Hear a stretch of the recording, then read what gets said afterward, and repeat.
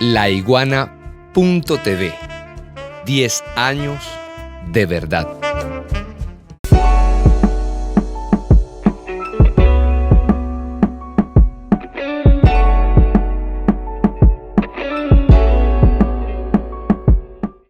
Yo he dicho, en referencia a este congreso, que tal vez la primera noticia es que es noticia. En el pasado uno veía los congresos del Partido Comunista Chino y no tenían mayor trascendencia. Yo no creo que todavía haya hecho un programa sobre el 16º, el 17º. No.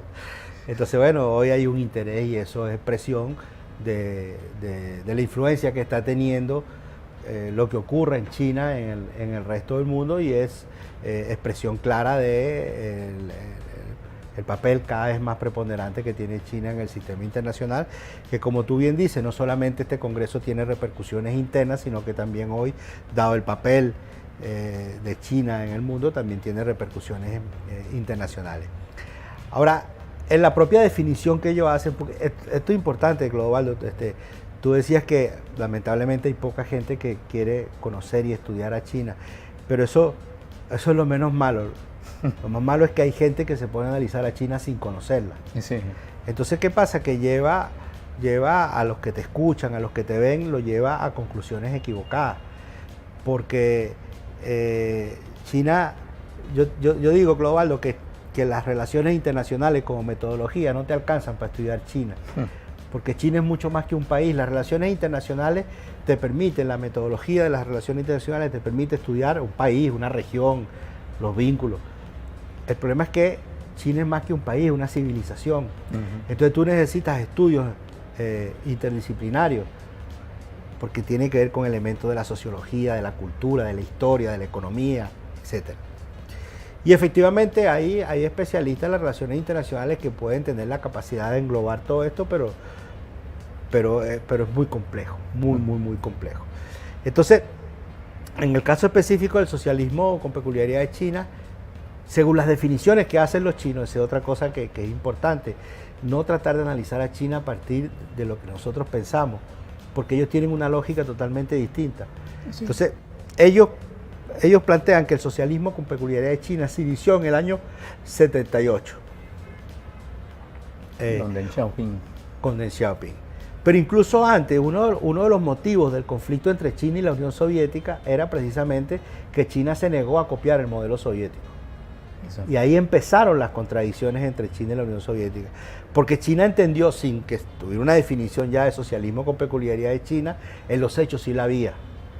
En cuestiones tan determinantes como que el marxismo clásico plantea que el motor de la revolución es la clase obrera. Y Mao dijo que no, que en China eso no había porque no había industria, no era un país industrializado, no había clase obrera. Entonces no podía ser motor, y que el motor de la revolución en China y en el proceso revolucionario chino había sido los campesinos. Y por tanto el proceso tiene... Entonces ya ahí empezaron a haber contradicciones entre China y la Unión Soviética por esta definición, que todavía no era una definición. Como definición, sin que tampoco se enunciara con este nombre, se comenzó a hacer en el año 78, cuando se inicia la política de reforma y apertura, porque eso empieza a transformar, incluso constitucionalmente, hay que hacer reformas constitucionales para aceptar estas transformaciones que se veían venir y que se proyectaban, y que cambiaban por completo el esquema tradicional de la construcción del socialismo hasta ese momento. Pero en realidad, Clodovaldo, cuando esto adquiere forma ya y definición e incluso sistematización teórica, es a partir de la llegada de Xi Jinping a la Secretaría General, hace 2 congresos, en el 18º Congreso, hace 10 años, cuando ya se plantea como la proyección de China en el siglo XXI de lo que Xi Jinping ha llamado el sueño chino. Y que precisamente en este congreso hay desde mi punto de vista una definición incluso más avanzada de la que ha habido en los 2 congresos anteriores, donde ya se hablaba de socialismo con peculiaridad de China. Y es que se empezó a hablar del marxismo con peculiaridad de China, o lo que ellos llamaron, no sé bien cómo es la traducción, pero la traducción que he logrado captar, tanto en español como en inglés, es la chinización del marxismo. Entonces, ahí se genera un debate teórico, en el sentido de hacer práctica una aseveración de Lenin, en el sentido de que el marxismo no es un dogma, sino una guía para la acción. Ese planteamiento de Lenin, que era muy resistido por diferentes corrientes, y en la propia Unión Soviética por el estalinismo, que se estableció como dogma, en China se rompe con eso y se va, como dice el poeta, se va haciendo camino al andar, en el sentido de que ir dando nuevos pasos te genera nuevos problemas, y frente a esos nuevos problemas, porque no hay un manual, un manual para la construcción del socialismo no existe.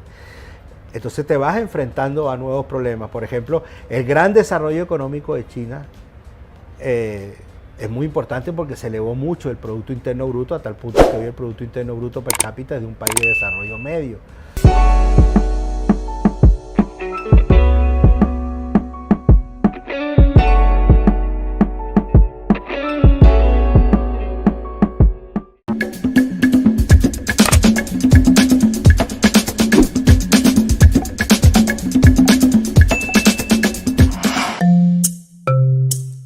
Laiguana.tv.